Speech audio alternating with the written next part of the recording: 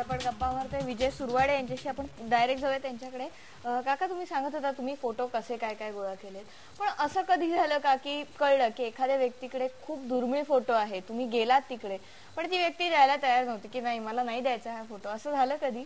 असे अनेक प्रसंग आहेत, पण त्यातला मी प्रसंग इथे सांगू इच्छितो की नागपूरला आमचे एक मित्र आहेत आंबादे म्हणून, त्यांनी मला सांगितलं की रमाबाईच्या डेड बॉडीसोबत डॉक्टर बाबासाहेबांचा आणि त्यांच्या कुटुंबियांचा म्हणजे मुकुंदराव यशवंतराव भैयासाहेब आंबेडकर ज्याला म्हणतो आपण, यांचा एकत्र फोटोग्राफ आहे. तर सुरुवातीला मला विश्वासच बसला नाही, कारण मला असा फोटो असेल अशी म्हणजे मला कल्पनाही करू शकत नव्हतं मी. कारण त्या रमाबाईचं निर्माण झालं 29 मे 1935. असं वाटलं नाही की असा फोटो काय असू शकेल. तर पण त्या जिज्ञासेपोटी उत्सुकतेपोटी मी त्यांना तरी बोललो की कधी काल्पनिक फोटो असेल. तेवढं नाही कॅमेऱ्याने काढलेला फोटो आहे. तर मी मुद्दाम नागपूरला त्यासाठी गेलो, मुद्दाम त्याच्यासोबत गेलो आणि शेविंग दाढी करण्याच्या निमित्तानं त्या सलूनमध्ये जाऊन बसलो आम्ही. फोटो बघितला तर खरोखरच ओरिजिनल फोटो होता. आता म्हटलं पटकन विषय कसा काढावा.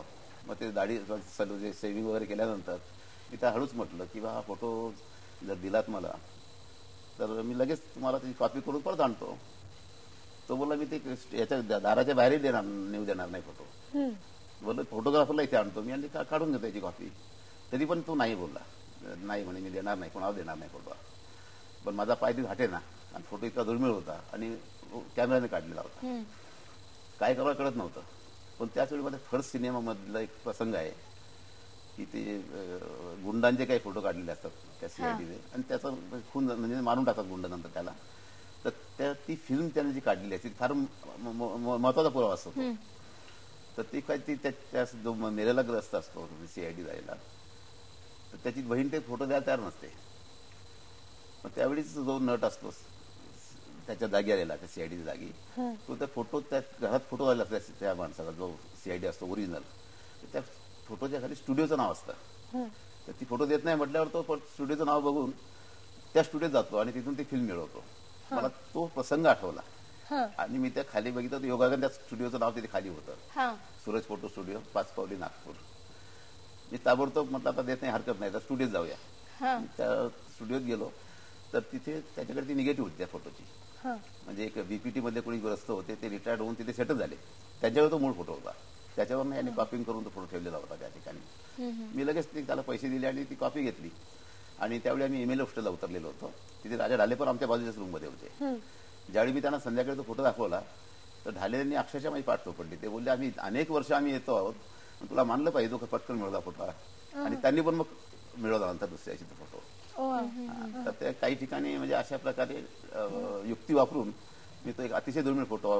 तुमच्याकडे आणखीन एक खूप दुर्मिळ फोटो आहे, कारण का आपल्याला बाबासाहेब आंबेडकरांचा फोटो म्हणजे एका विशिष्ट मूड मधला असा माहितीये, पण तुमच्याकडे छान हसताना एक फोटो आहे त्यांचा. बरोबर आहे. तो फोटो कसा काय मिळाला? त्यात खरं म्हणजे त्यात 2 फोटोग्राफ असे आहेत त्यांचे की जे हसताना आहेत. नॉर्मली त्यांचा चेहरा असा थोडासा गंभीर स्वरूपाचा वगैरे असा टाईपचा सगळे फोटोग्राफ असे आहेत.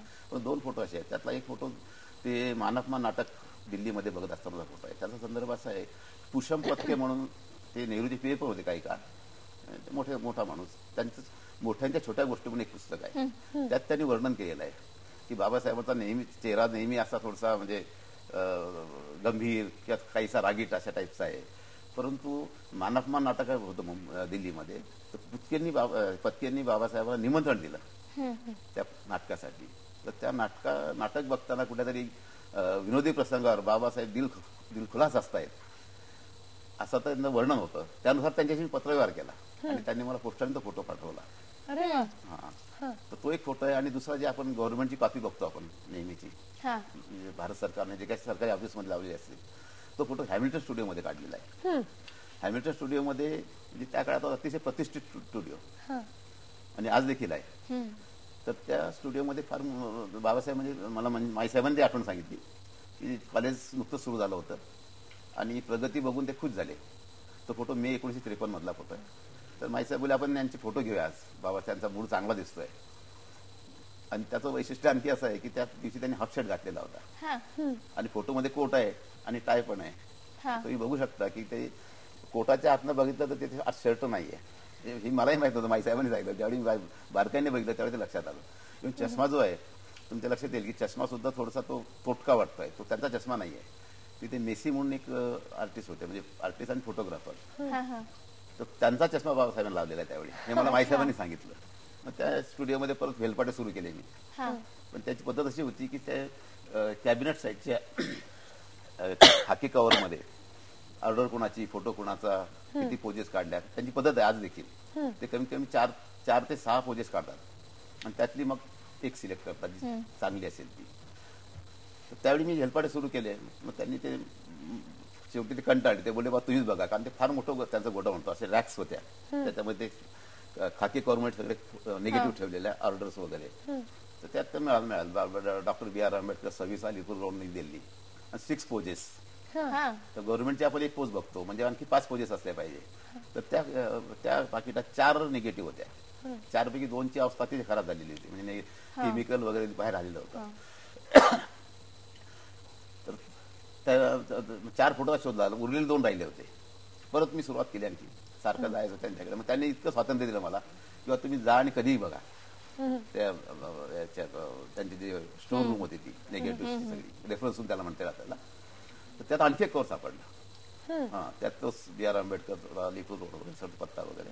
आणि विशेष म्हणजे त्यात एक फोटो असा जो रिजेक्ट केलेला आहे, रिजेक्ट, तो त्यांनी नंतर प्रिंटच केला नाही. 6 पोजेस पैकी त्यात तो जो फोटो, त्यात त्यांचा हसरा चेहरा आहे.